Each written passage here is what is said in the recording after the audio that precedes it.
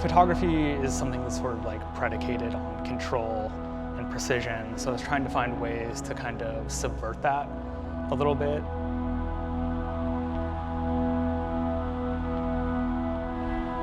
These are made in kind of an unconventional way where the camera that I'm using is a view camera, so it's this kind of ungainly thing that kind of like covers my face when I hold it up to it. It's something where when the film is loaded into that camera, I can't actually see the image on the ground glass anymore. And it's also a camera where it's typically used on a tripod because it's clunky and kind of a pain in the ass to work with. So in making these, what I'm doing is loading a sheet of film into the camera and doing my best to kind of orient it so that the sun is in the exact center of the frame, kind of knowing that it's this kind of impossible task and leaving the composition up to kind of my failures in orienting it correctly. The first set up top was made on El Mirage Dry Lake, which is a place in Antelope Valley that sort of became my studio outside of the studio in a sense. Like a lot of the Hell Mirage work was made out there.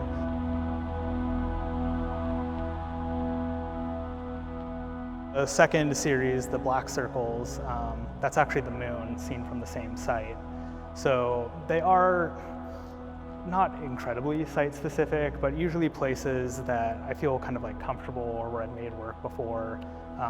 There's something about kind of repeated visits to one place over time, particularly that lake, that was just really productive for me.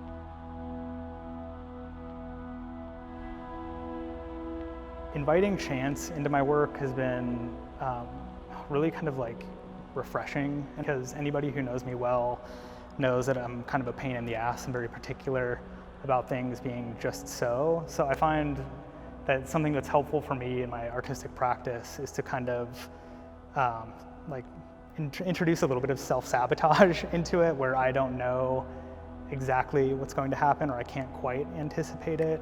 So, I mean, from the Hell Mirage work through these to the seascape photographs that I'm making now, it's really about that kind of anticipation of not knowing what exactly I have that kind of drives me and keeps it interesting. It feels like it makes the photographs that work feel much more generous than they would otherwise, where it's sort of like I can catalog everything that I got on the drive home or whatever. There's something about that mystery that keeps it engaging for me personally.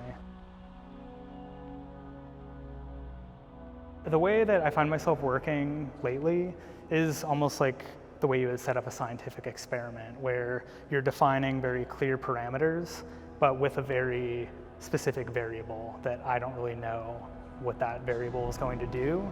So I just kind of set out with a hypothesis and see what happens. I had recently reread Zen and the Art of Archery before making this work, so that was kind of rolling around in the back of my mind as a kind of reference point. But yeah, I mean, this series, the Hell Mirage work and the seascapes, they're all kind of just about observation and kind of being in that place, and the camera sometimes recording what we see, sometimes recording something a little bit different. And it's that kind of gap between our vision, human vision, and kind of photographic vision that I find to be kind of the most interesting.